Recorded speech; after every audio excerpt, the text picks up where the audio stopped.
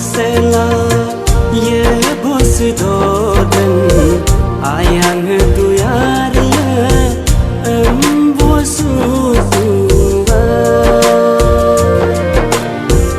ayang doing ke dodan asing lu poko dodan kaneng tu yariya bosu tuwa kono ke asela ye bos dodan ayang tu yariya bosu tuwa ayang doing ke dodan asing lu poko dodan kaneng tu yariya bosu tuwa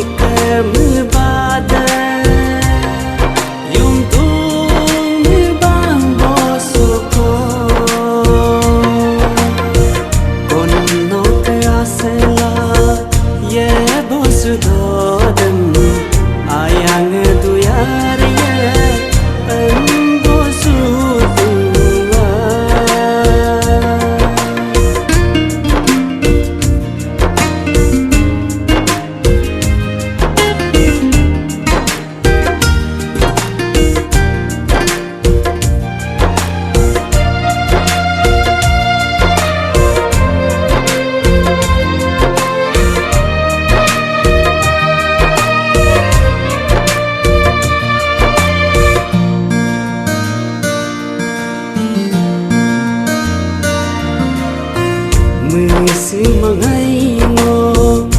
nyi kaya na matalam mix ditla dosi ku amla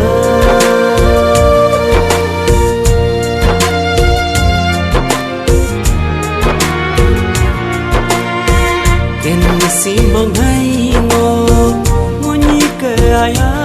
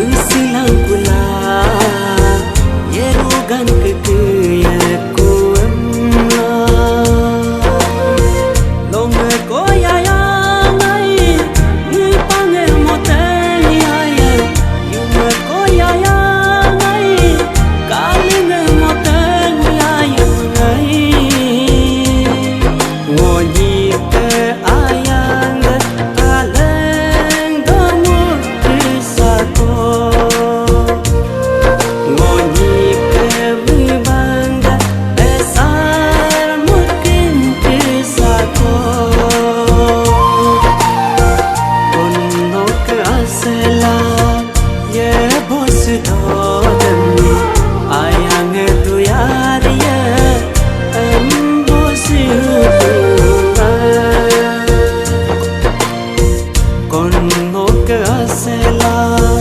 ye vos thottem ayang tu yariya ambo suwa ayang to yin ku thottem aslu poko thottem kaling tu yariya